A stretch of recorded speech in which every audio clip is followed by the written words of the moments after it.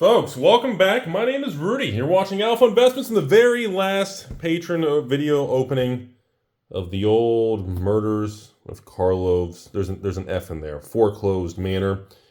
This is more of a background. I'm going to kind of crack these for my patron Chris S. all the way over there in Lebanon, Indiana. And as we crack these, I know, maybe we'll actually get lucky and see our first ever serialized card, am I right? We're going to crack these bad boys, see what's going on. We have our absolutely beautiful Arabian Nights playmat in the background here.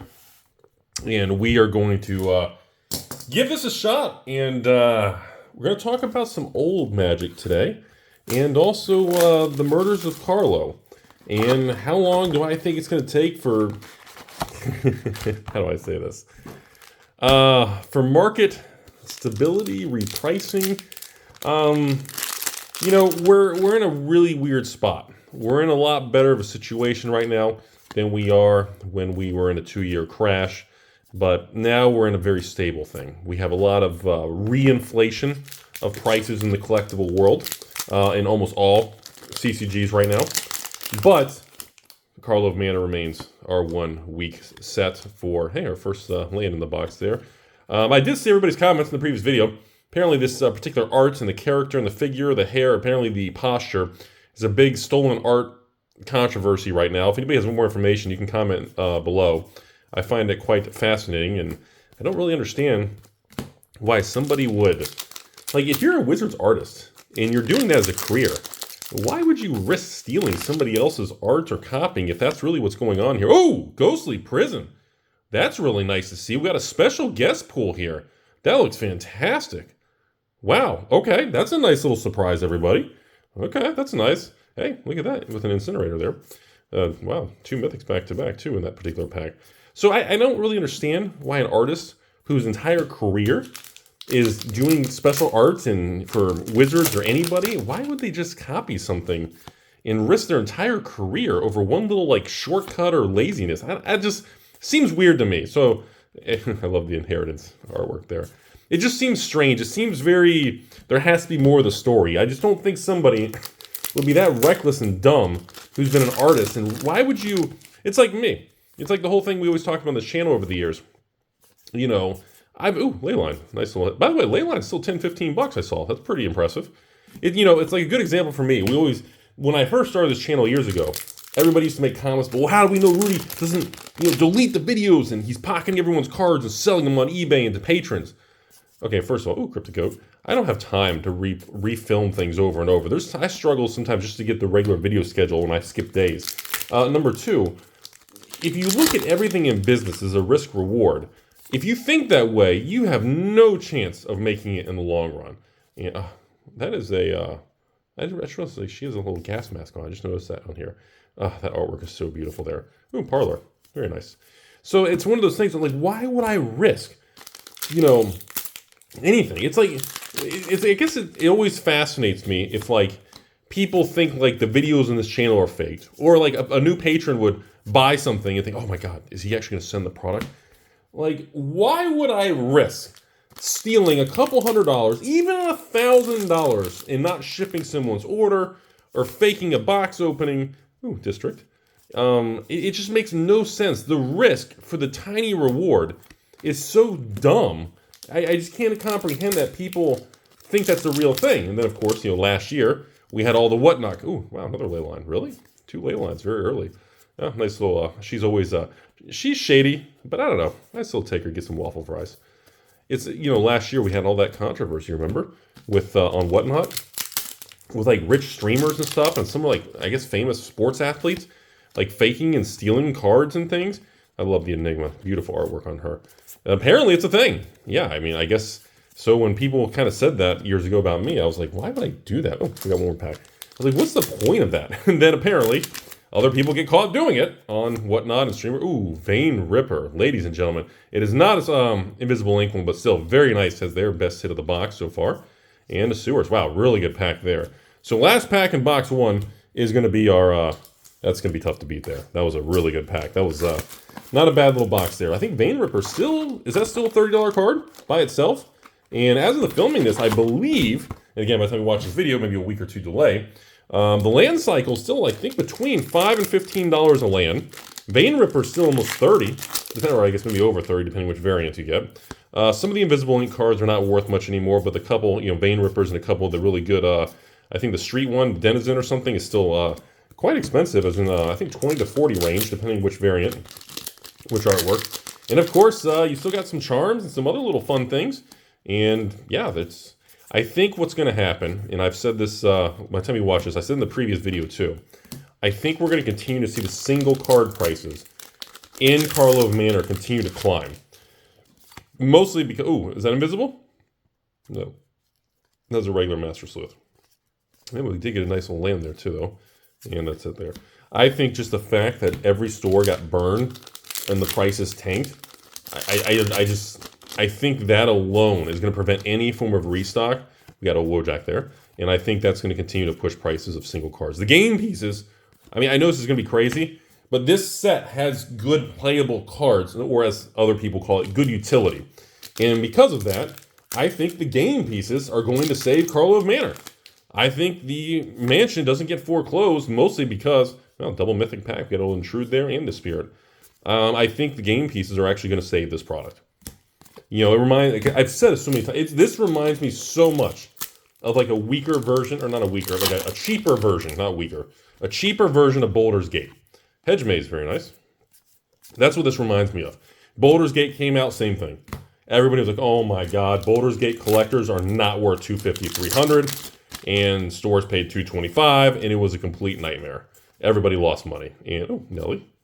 And I think we're going to see the same thing here. When we already saw it release, we saw the downward pressure, but then we immediately saw stabilization now, release plus 30. And now I think we're going to see kind of that uptick recovery phase. Underground, very nice. And that is it. And I think because Baldur's Gate now is pushing, those Baldur's Gate collectors are going to go back to over 200. There's just, the market is so flush with that product, and there's no more coming to market. It's old now, that's it. They're never reprinting the draft and set of Baldur's Gate. They're just getting rid of what they already have from the boom and bust of the 2021 through 2023 crash. And I actually think Baldur's Gate is going to be a very interesting play. And so much that I am actually ordering Baldur's Gate Draft to actually even have for patrons in the future due to the amount of people asking for it. And I'm working on getting a bunch more Baldur's Gate collectors from any distributor or store, anyone who has leftovers. Hey, look at that. There's our Deadly Fugitive. Beautiful, beautiful Invisible Ink. There it is, folks. See all that? Oh, beautiful, beautiful card there. We'll put you way up there. And, hey, Invisible... Oh, Trouble in Pairs. There's another land, too. And Little Falcon there. So we're getting ready to wrap up box 2 out of 6 so far. Chris, I'm going to call this... we got a pretty average box opening right now. We did not get Invisible Ink in box 1. Ooh, okay. That's above average. I don't think we've seen 2 special guest cards in 2 boxes. That might be... that's interesting. We haven't had that back-to-back before. Usually we get 2... Is it 1 or 2 special guests in a whole video? I think the last video we did was 2, right? But that was like... We're only on box... That was only 2 boxes, though. That was... Huh. That's unless we just got really lucky, and the 2 in the whole case were just happened to be at the beginning or side by side. That just seemed way above average there. That's a good sign. Anyways, that's my opinion. I think Karlov's going to be the same thing. Again, Charms still holding $5 to $8, depending which word. Yep, Deadly Fugitive, very nice. I think that's, like I said, it's the weirdest thing, but I think the game piece utility player army is really what's going to save Karlov's Manor. That's kind of my attitude. Ooh, Incinerator of the Guilty. I can tell by the foiling that is our Invisible Ink. Super flashy. I mean, the foiling on those really stand out. Ooh, Mrs. A. So that's kind of my perspective on here. So I think this time, I think this time next year, I think we're going to see some very interesting collector box prices. And God, I really wish we could just get one serialized. This is the last. I don't have any more Karlov box openings in queue. I'm not really signing up. I don't think I do. Do I? No. I don't really have any plans to sign up a bunch of new videos right now because I got to get through the month of Mrs. A. I got to get through the month of April with the new Magic release and this ridiculously intense sorcery thing that people are blowing me up nonstop every day on messages and availability and pay. You guys are just going crazy over it. We got 1 land in that pack, and that's really about it there. So, like I said, the channel is going to have to be put on the back burner. as we deal with the massive production. This is assembly line, and of course the grading with PCG of the actual cards, the promo. Ooh, Druid. And by the time you're watching this video, you have already seen the spoiler video for the playmat, or it's going to be out any moment. I don't know which order it'll be out, but that is coming, so look for those videos. You'll see a fun little playful video.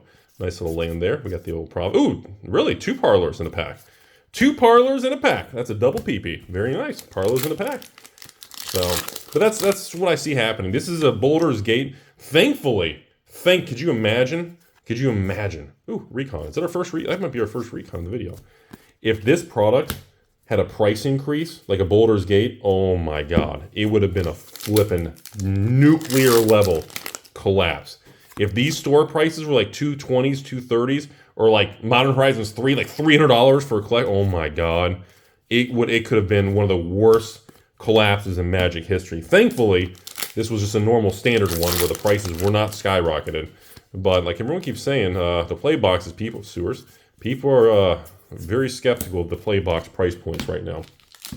So, all right, everybody, we are Chris. Nice theater, very nice. Ooh, nice, beautiful Mrs. T. Like out of all the serialized cards, I know the other higher end card, like Mrs. T is the one I want to see in serialization.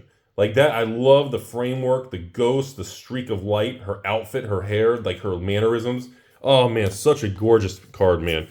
Sewers. Like that's the one serialized card if I had to pick in this set. Not really focused on which is the most expensive or the most desirable, but that's the particular one I think is just awesome. Ooh, War Leader. Is that our first or second War Leader? I think War Leaders are still $8 to $10 too. I actually, you know what? People told me in the other Carlo Maynard video, Rudy, your pricing estimates are getting too accurate. Go back to being wrong at every price. All right. War Leaders call $1,000. Serialized cards, $5. All right, so as we straighten up here for the second half of the video, Chris, your first half is straight down the middle average. We do not have any super crazy serialized cards. We got a bunch of the $5 to $15 lands. We got some charms. I think we have, where is box 4? Only 2 invisible inks, though, in 3 boxes. That's, hopefully we can get invisible ink in this particular one. Otherwise, it's going to be a, ooh, there we go, Quake Mole. Ready? Look at that. That's pretty cool. Quake Mole. I can't believe that card's that cheap. Unexplained. Hey, another charm. Very nice. Okay, so we got a charm and a Quake Bowl. Quake Bowl. We got a good old Quakey and the charm in pack 1. It's a great way to start it. So moving forward, we got Cryptic's Fierce Eye, Deadly, Barbed, not my. Yeah. You know, I don't know if I want to go into another conversation since we're already halfway through the video, but ooh, War Leader. Ooh, and a Theater. That's a nice little pack. Oh, and a Kaya. That's a nice little pack. Wow. You know, the amount, it's so fascinating to watch everybody's attitude or reaction. It's fascinating to watch everyone's reaction to what we've seen happen in the last 4 months in Magic. Treacherous Greed. Certain cards like that I think are really good. Ooh, Inna Falls. We got a little copy catchers. I always like the little fairy cards like that. They're cool. Remind me of little elf cards. But like the little fairies always remind me of like a blue version of like an elf deck. Ooh, Evolved Enigma. Beautiful card. Krenko. I think it's been interesting to say the least to see the resistant or not willing to accept or the dead cat bounce. It's been interesting to see everyone's attitude. Ooh, nice pack here. Wow, a Pride Mythic, a Parlor Land. We got Animal Commander Mythic. And, wow, 2 lands with that. 2 lands, 2 Mythics. That's a nice little pack. I don't know if sometimes people just comment and say things online that they're more emotional with, but they don't really believe it. Or if that's just kind of the cool thing to do. But if people are, like, it's interesting that more people who are frustrated with comments, but the people who, ooh, Vein Ripper, there we go. There's a nice little one. The people who seem to maybe agree or are profiting or having a lot of success in this market, they seem to be very quiet. I've noticed that recently on comments on videos and other channels, other Magic channel videos, and I just kind of scroll around. I kind of just look at the reaction of comment sections on most channels, and it's pretty similar, which is most people are still very negative towards Hasbro and Wizards and the management of Magic, which you can't blame them. But at the same time, like, no matter what channel reports on an uptick or movement of anything, it's very interesting the resistance that's met with the public opinion in the comments of those videos. You would think that people reporting on graphs or pricing on TCG Player, the comment section would be like, oh yeah, I see the same thing, but it's not. The comment sections of people reporting this stuff still seems very, I don't know, disbelief or not happy. Like, to say it very watered down, to say this very non-censored, let's give a Rudy kind of a very blunt, irritate people. There's a nice land and a cryptic coat. That's a good pack one for box 5 already? Jeez. To say it very bluntly, I think a lot of people are almost unhappy that prices in War Leader, that things are actually going up and doing better. I almost feel like it's actually making a certain segment of the market frustrated and pissed off that Magic's on an upswing, even with the overprinting and Universes Beyond and the increased pricing with Modern Horizons 3, the Lord of the Rings, and it's almost, I don't want to say like triggers, I don't want to use like memes, but it makes people angry to see that even though they're making these not the greatest business decisions, that, it's working. And that's a very tough thing for all of us, including me. Ooh, Massacre Girl. So I think it might be our first appearance of Massacre Girl, Mrs. T. And it's a tough thing to really... It's a tough thing, like even for me. I love Magic. Always will. To the end of time. Okay? But, ooh, there we go. Conspiracy. It's a very... Leyline. It's a difficult thing to accept that with insane price increases and extraction of the secondary market and everything and secret layers and Universes Beyond. Ooh, look at that. Investigator. A parlor. It rubs a lot of people the wrong way that they're having a lot of success while almost like abusing the player and customer base. Hey, Streetwise Lookout. I think it's our first appearance of a Streetwise Lookout in the whole video. Niv Mizzy. I think that's the best way to say it. I hate to use that derogatory, more abrasive. It's like you saying the word scalping and stuff, but it almost feels like people are frustrated that they can treat... Oh, wow. Cryptic Coat and Rakdos, our first appearance there in the fancy one. And a Recon and a land. Wow. That was a really good pack. Like the way they treat the customer base, the online social media people. Ooh, Maze, Quake Mole. They're not, Wizards and Hasbro don't have the best relationship with their customers and everything unless you're one of the few select, super controlled, sensitive, and, very, I want to say censored, stay in your lane type of approved individual that's very fake. Oh, there we go. Invisible Ink Vein Ripper. Okay, Chris, that is what we're talking about. Holy smokes. Now, ladies and gentlemen, that might be like the best hit you can get in the whole set besides a serialized card. Right at the end of box 5. Wow. Okay. Whew. I don't know the value. I'm going to guess between 30 and 50 bucks for that bad boy, which is probably the most expensive non-serialized card you can get was right there. Oh man, that's awesome. I love the Invisible Ink stuff. Again, I wish they did a little bit more creative things with it. I know the market doesn't really seem to care much about it, but I think it's a really cool thing. That's just, old man Rudy yelling at the clouds. But anyways, that's my opinion. That's my attitude, everybody. Wow, all right. Deadly Fugitive, that's a nice little hit. Wow, this is last box. God, not even a single serialized card in all of our flippin' Carlo videos, man. Oh, another guild pack, that's nice. Godly. I guess this lines up. I had a couple patrons who were store owners. They told me the same thing. I had one patron who's a store owner. So they opened 72, I think it was, or 78. Six boxes per mini case. And they opened in the 70s. Ooh, commercial district. Oh, double land pack. They opened 60 to 70, 80 boxes of collector. Got 0 serialized cards. Insane.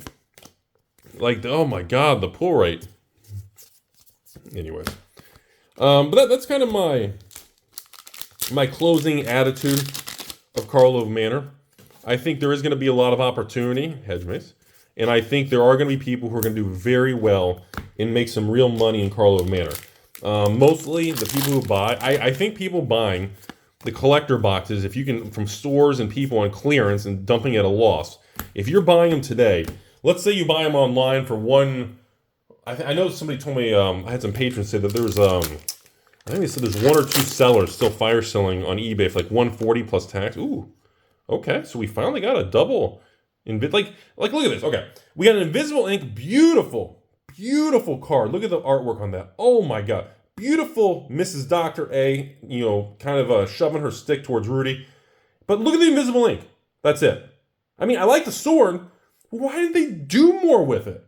Why isn't there other stuff on this side or going around or hidden? Like they didn't, it's like they did the Invisible, oh, look at that. There's another scenario.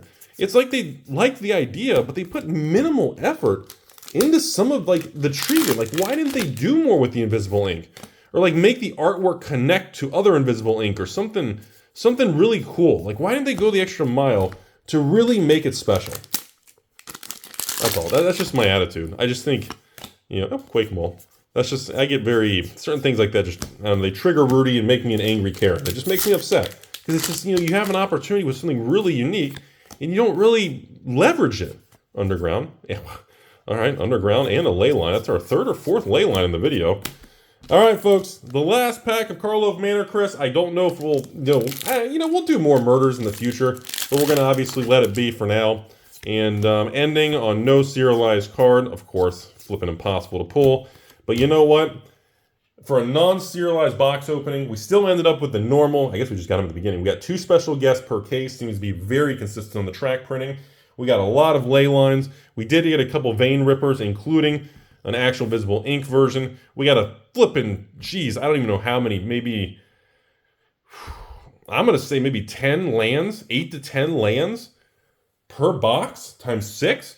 So I'm going to guess something like, 40, maybe 50, $5 to $15 lands, not including the charms and other little cards. I mean, we have some value. Obviously, it does not have inverted EV. So if these boxes are maybe 170 shipped, I mean, the EV is probably going to be around 120 to 150 would be my guess on a large scale. Unfortunately, though, those $1,000, $2,000 serialized cards makes a huge difference if you can flip and find them. I mean, one serialized card hit pays for the entire case.